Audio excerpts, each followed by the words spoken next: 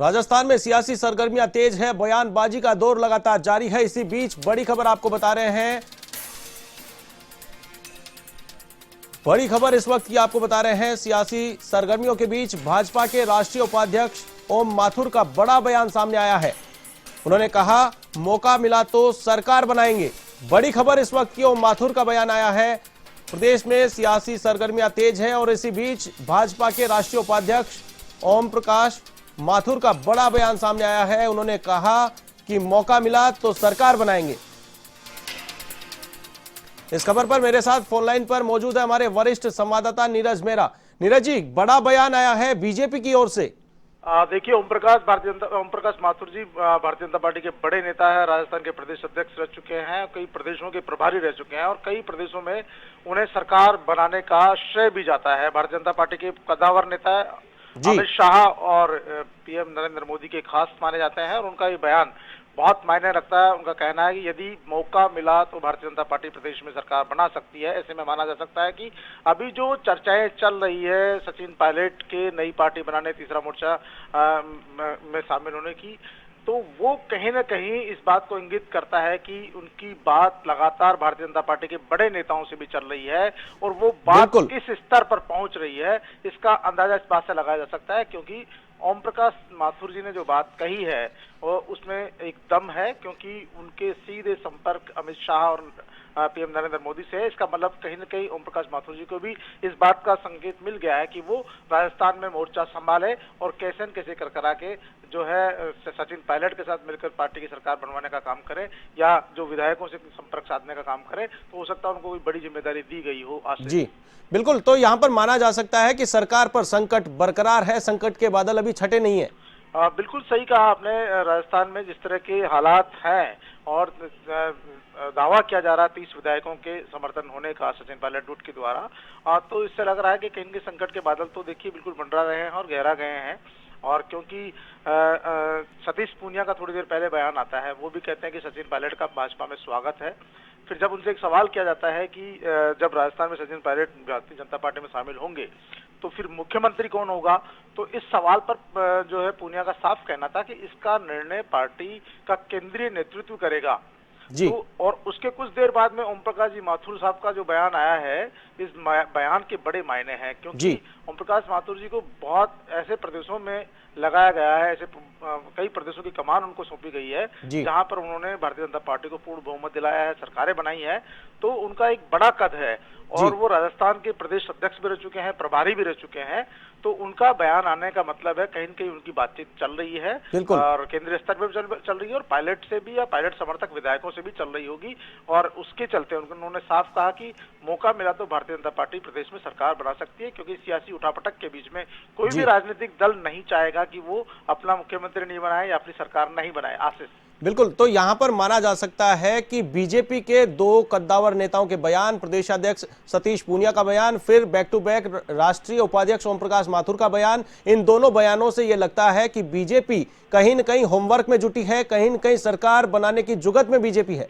बिल्कुल आशीष, देखिए जब राजनीतिक घटनाक्रम इस तरह का होता है तो मैंने कहा ना, कोई भी राजनीतिक पार्टी ये नहीं चाहेगी कि वो सत्ता से दूर रहे और मौका मिल रहा है राजस्थान में भी भारतीय जनता पार्टी को कांग्रेस की आपसी फूट का फायदा उठाने का, तो भारतीय जनता पार्टी क्यों नहीं चाहेगी इस मौके का फायदा उठाना। और जिस तरह से लगातार बातचीत चल रही है 2 दिन से, पिछले 3 दिन से सचिन पायलट दिल्ली में है, उनकी कहा जा रहा है कि भारतीय जनता पार्टी के बड़े नेताओं से बातचीत हुई है, जेपी नड्डा साहब से बात हुई है, अमित शाह साहब से बात हुई बताई है और उसके बाद क्या नई पार्टी की घोषणा की बात भी चल रही है। हालांकि उन्होंने खुद ने ये नहीं कहा कि वो नई पार्टी बनाएंगे, लेकिन उन्होंने कहा था बीजेपी में शामिल नहीं होंगे। तब संकेत इस बात के दिए जा रहे थे कि हो सकता है बीजेपी उनको बाहर से समर्थन दे, लेकिन अब जब सचिन पायलट के पास पूरे विधायक नहीं होंगे तो ऐसी स्थिति में भारतीय जनता पार्टी और सचिन पायलट दोनों मिलकर सत्ता में आने के लिए कोई नया रास्ता निकाल सकते हैं जी। और ऐसे में भारतीय जनता पार्टी का कहना है कि वो सरकार बना सकती है। तो वाकई में ये प्रदेश के लिए, सूबे के लिए बड़ी बात है कि कहीं न कहीं जो खिचड़ी पक रही थी वो अब जो है उसका परिणाम आने वाला है। और इस मामले में ओम प्रकाश जी बिल्कुल, मैं आपको रोकना चाहूंगा, आप मेरे साथ फोन लाइन पर बने रहें। इस वक्त की बड़ी खबर एक और हम बता रहे हैं। इस वक्त की बड़ी खबर, होटल फेयरमाउंट पर भी आयकर विभाग की छापेमारी की कार्रवाई की जा रही है। बड़ी खबर, विधायक दल की बैठक के बाद सभी कांग्रेस विधायकों को फेयरमाउंट होटल में शिफ्ट करने की बात सामने आ रही थी, कयास लगाए जा रहे थे, लेकिन इसी बीच बड़ी खबर, आयकर विभाग की छापेमारी की गई है। कांग्रेस के 2 नेताओं के घर पर छापे मारे गए और इसके बाद अब बात सामने आ रही है, फेयरमाउंट होटल पर भी आयकर विभाग की छापेमारी की जा रही है। जी नीरज जी। बहुत बड़ी कार्रवाई है। होटल फेयरमाउंट पर कार्रवाई आयकर विभाग की हो रही है, जबकि सबको पता है कि यहाँ पर कांग्रेस विधायक दल की बैठक के बाद विधायकों को बाड़ेबंदी करके इसी होटल में ले जाया जाना था जी। और प्रदेश में 22 स्थानों पर ऐसे आयकर विभाग की कार्रवाई की जा रही है और इनमें जो मुख्यमंत्री अशोक गहलोत के नजदीक माने जाते हैं राजीव अरोड़ा, उनके आवास पर भी कार्रवाई चल रही है। धर्मेंद्र राठौड़ जो उनके काफी नजदीक माने जाते हैं, उनके घर पे भी कार्रवाई चल रही है। इसी तरह 22 जो अलग अलग स्थान है वहां पर इस तरह की कार्रवाई चल रही है। तो ऐसा माना जा रहा है कि कहीं न कहीं जो है ये दबाव की राजनीति भी इसको कह रहे हैं। कांग्रेस का आरोप है कि ये जो है केंद्र सरकार दबाव बनाना चाहती है, कहीं न कहीं सरकार को दबाव में लेने के लिए इस तरह किया जा रहा है। होटल फेयरमाउंट, जहां पर सबको पता है कि अभी कांग्रेस दल की विधायक जो बैठक होगी, बैठक के बाद इन विधायकों को वहीं पे बाड़ाबंदी करके ले जाया जा रहा था और उसी होटल में आयकर विभाग कार्रवाई करता है। तो कहीं न कहीं संदेश, सियासी संदेश साफ तौर पर देखा जा सकता है कि ये कार्रवाई किस तरह और किस दिशा में जा रही है आशीष। बिल्कुल, तो यहां पर माना जा सकता है कि अब बाड़ेबंदी की जो खबरें थी, फेयरमाउंट में शिफ्ट करने की जो बात थी, तो कहीं न कहीं आयकर विभाग की टीम उसमें एंटर कर चुकी है। तो जो एकांतवास की बात थी, किसी को अंदर नहीं जाने दिया जाएगा अगर बाड़ाबंदी होगी। लेकिन अब स्थान चेंज हो जाएगा, होटल चेंज हो जाएगी, होटल बदल दी जाएगी। ऐसा नहीं है कि राजस्थान में, जयपुर में होटलों की कमी है जी, लेकिन एक तरह से त्वरित एक्शन लेना पड़ेगा, पूरी रणनीति बदलनी पड़ेगी। पहले क्योंकि तय था कि होटल फेयरमाउंट में जाएंगे और विधायकों को वहीं ठहराया जाएगा, लेकिन अब क्योंकि वहां कार्रवाई चल रही है, तो जब तक कार्रवाई चलेगी तो बाहर का आदमी कोई अंदर नहीं जा सकता, अंदर का आदमी बाहर नहीं आ सकता।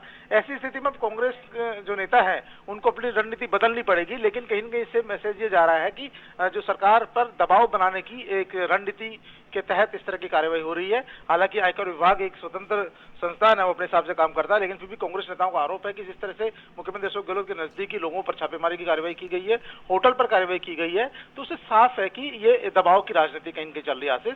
और अब इंतजार है सबको जो है सचिन पायलट के निर्णय का। 12 बजे बाद में कोई तीसरे मोर्चे की घोषणा करते हैं या नई पार्टी की बिल्कुल, लेकिन नीरज जी यहाँ पर जानना चाहेंगे विधायक दल की बैठक शुरू हो चुकी है, 10:30 बजे का समय था। सीएमआर में विधायकों और मंत्रियों का पहुंचने का सिलसिला लगातार जारी था। देर रात 2:30 बजे प्रेस कॉन्फ्रेंस आयोजित की गई, 109 विधायकों का समर्थन होने की बात कही गई। अब क्या लगता है, कुछ ही देर में सियासी घटनाक्रम का जो ड्रामा है उसका पर्दा गिरने वाला है और असली तस्वीर सामने आने वाली है। जो दावा किया जा रहा था उसमें कितनी सच्चाई है? सचिन पायलट खेमे की ओर से दावा किया जा रहा था कि 30 से अधिक विधायक उनके संपर्क में हैं, उनके साथ हैं। तो ऐसे में क्या खबरें निकल करके सामने आ रही हैं? देखिए आशीष, ये सही है कि अभी जो है जो मुख्यमंत्री आवास है वहां पर 70 से ज्यादा विधायक पहुंच चुके हैं जी, और अधिकांश विधायकों का वहां पहुंचने का सिलसिला जारी है। जो मंत्री हैं वो भी पहुंच रहे हैं और 10:30 बजे का समय दिया था। लेकिन क्योंकि ये जो विधायक दल की बैठक हो रही है ये विधानसभा के बाहर हो रही है जी, ऐसे में इसको अनऑफिशियल बैठक कहा जा सकता है। तो इसलिए और कुछ विधायकों ने, मंत्रियों ने फोन करके भी जानकारी दी है कि वे कांग्रेस पार्टी के फैसले के साथ में, लेकिन बैठक में शामिल नहीं होंगे। जैसे पर्यटन मंत्री विश्वेंद्र सिंह ने एक बयान जारी कर कहा कि वे कांग्रेस पार्टी के साथ में लेकिन बैठक में शामिल नहीं होंगे। इसी तरह अन्य कुछ विधायक है वो भी यहाँ पर शामिल नहीं होंगे। लेकिन अभी तक जो है 70 से 80 विधायक यहाँ पहुंच चुके हैं। तो ऐसा माना जा रहा है कि जब 11 बजे तक बैठक शुरू होगी तब ये आंकड़ा जो 109 है, तो 109 नहीं तो 101, 105 के आसपास पहुंच सकता है, ऐसी उम्मीद लगाई जा रही है। और लगातार जो अशोक गहलोत खेमे की जो विधायक है, जो दूसरे नेता हैं, लगातार कांग्रेस पार्टी के जो विधायक है और जो अन्य विधायक है उनसे संपर्क साध रहे हैं और उनको बैठक में बुलाने का प्रयास किया जा रहा है। कांग्रेस पार्टी और मुख्यमंत्री अशोक गहलोत इस मामले में कोई कसर नहीं छोड़ना चाहते, क्योंकि अब उन्हें राजस्थान की जो है कुर्सी भी बचानी है, सरकार भी बचानी है और कोरोना से भी लड़ना है साथ में। क्योंकि अब सचिन पायलट भी अब एक तरह से दम ठोक चुके हैं, खम ठोक चुके हैं, तो वो भी अपनी पूरी ताकत लगा रहे हैं कि कैसे न कैसे अपने 30 विधायकों की जो गिनती है उसको साबित कर सके। तो अब देखना ये है, क्योंकि थोड़ी देर बाद में ही जब ये बैठक पूरी तरह से अपने प्रमाण छड़ेगी तब तक टोटल कितने विधायक यहाँ पहुंच पाते हैं सचिन बिल्कुल। पायलट के पास कितने लोग पहुंच पाते हैं, इसका खुलासा थोड़ी देर बाद होगा। लेकिन अभी तक यहाँ पे 70 से 80 विधायकों के बीच में यहाँ पहुंच चुके हैं सीएमआर में। जी बिल्कुल। नीरज जी, एक और रोचक बात यहाँ पर सामने निकल करके आ रही है कि जितने भी बयान आए हैं सोशल मीडिया के माध्यम से आए हों, लेकिन सचिन पायलट अभी तक भी मीडिया के सामने नहीं आए हैं। उन्होंने ऑफिशियल कोई बयान जारी नहीं किया है और मंत्री विश्वेंद्र सिंह ने भी मीटिंग में आने से असमर्थता जताई है। हालांकि उन्होंने कहा कि वो सरकार के और पार्टी के साथ हैं। तो ऐसे में क्या लगता है, अगर यहाँ पर 100 से अधिक की संख्या हो जाती है तो ऐसे में क्या बैक टू पवेलियन, वापस से घर वापसी का रास्ता अख्तियार किया जा सकता है? क्या सचिन पायलट खेमे ने यह गली रख रखी है? देखिए, अभी तक कांग्रेस पार्टी ने भी सचिन पायलट को या उनके समर्थकों को के खिलाफ कोई कार्रवाई नहीं की है। उन्होंने सबको आमंत्रित किया है, सब बैठक में शामिल हों। सचिन पायलट की तरफ से ये जरूर कहा गया है, ये बयान जरूर आया है अभी तक, जो वो सबसे बड़ा बयान कहा जा सकता है कि वो बीजेपी में शामिल नहीं होंगे। बिल्कुल, इसका मतलब उन्होंने भी अभी लेकुना रखा, लेकिन क्योंकि बात अब इतनी आगे बढ़ चुकी है, जब एक तरह से माना जा रहा है कि वो तीसरा मोर्चा खड़ा करने जा रहे हैं, ऐसी स्थिति में कांग्रेस में घर वापसी की बात तो नहीं की जा सकती। लेकिन फिर भी राहुल गांधी और दूसरे अन्य नेता है, वो तमाम जो है अगर वो प्रयास करें, बातचीत करें, क्योंकि सब लोग पुराने मित्र हैं, तो ऐसी स्थिति में कुछ बात बन सकती है। लेकिन जिस तरह के हालात बन गए हैं, आशीष लगता नहीं है कि Sachin Pilot back to pavilion आएंगे, क्योंकि अब बात बहुत आगे जा चुकी है। और जिस तरह से खुला कह चुके हैं कि अशोक गहलोत सरकार जो है अल्पमत में है, जब अगर उन्हें लगेगा कि वाकई में अल्पमत की जो भी बात आई नीरज जी, ये भी उन्होंने खुद ने अपने मुंह से नहीं कही है, मीडिया के सामने आके नहीं कही है, उनके खेमे के द्वारा सोशल मीडिया पे ऐसी बातें डाली गई हैं। तो ऐसे में वो बच सकते हैं, वो इस बात से मुकर सकते हैं कि ऐसा बयान उनका नहीं था। होती है कि किसी भी मंत्री या विधायक का कोई ऑफिशियल बयान आता है या उनके अधिकृत रूप से जो मीडिया का काम देखते हैं उनकी तरफ से जारी होता है, तो वो उन्हीं का माना जाता है जी। तो वो अगर पार्टी जब मंच की बात आएगी तब वहां वो बच सकते हैं कि मेरे मुंह से कोई बयान जारी नहीं किया, मेरे हस्ताक्षर से कोई बयान जारी नहीं किया। लेकिन उन्होंने खंडन भी नहीं किया जी। सबसे बड़ी बात है, उन्होंने खंडन भी नहीं किया। इसका मतलब उनकी तरफ से बयान जारी किया गया है। और जब वो बैठक में शामिल नहीं हो रहे, जब बैठक में आ नहीं रहे, तो कहीं ना कहीं ये ऐसा नहीं कह सकते कि वो इस बयान से, जो बयान जारी हुआ था, उससे सहमत नहीं है। क्योंकि यदि कोई इस तरह का बयान, जब इस तरह राजनीतिक सरगर्मी चल रही है और उस दौरान इस तरह का बयान आ जाए और वो बयान सुर्खियां बन जाए और बयान के आधार पर किसी नेता का भविष्य तय हो, तो ऐसी स्थिति में वो या तो बयान का खंडन करेगा या समर्थन करेगा जी। तो लेकिन उन्होंने साफ तौर पर यह बात जरूर कही कि वो बीजेपी में शामिल नहीं हो रहे, एक बात कही है उन्होंने सिर्फ जी। लेकिन तो इससे साफ है कि वो उस बयान जो जारी हुआ था रात में, उस बयान से सहमत है जी। और लेकिन सबसे बड़ी बात यह है कि वो प्रदेश कांग्रेस के अध्यक्ष हैं और ऐसे समय में जब पार्टी की सरकार संकट में हो, ऐसे में वो गायब हैं। और ऐसी स्थिति में क्या लगता है आपको कि किस प्रकार से इस मामले का पटाक्षेप होने वाला है?